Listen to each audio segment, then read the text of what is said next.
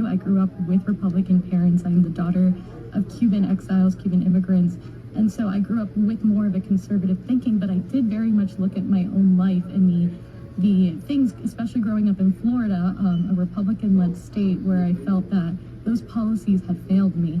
And by my senior year of high school, one of the deadliest mass shootings in the nation's history happened, where I used to drop my sister off every day at school, and I went to elementary school with those kids, and for me, having a school shooting drill the day before and a school shooting happening in my county just the next day, that was a huge wake-up call.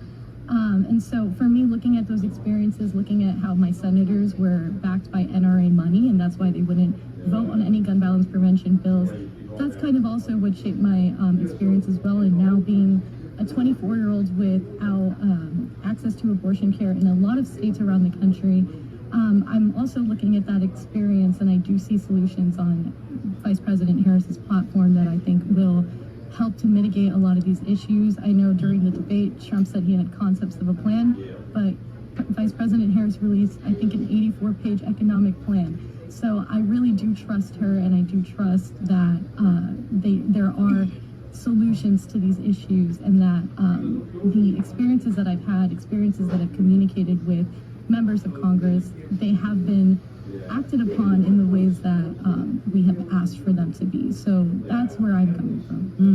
Cheryl, I wonder what you think about what you've been hearing. I really admire Bella's enthusiasm and hope, and I'm probably a little tainted like Matt is, but yet I do work with a lot of youth, and I love to hear their voice and their positions, and like I said, I admire her hope, and I probably don't agree with all of it just because of my experience, and I'm a little tainted. Sorry about that, Bella, but I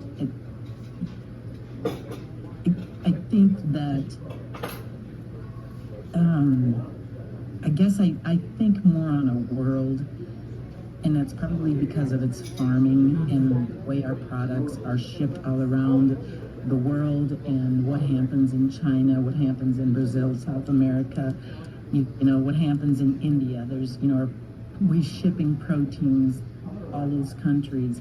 Our commodities are being used as negotiating tools on the world trade market for those, whatever, if it's chips coming from China or the number of vehicles or whatever. I mean, so I have a completely different perspective.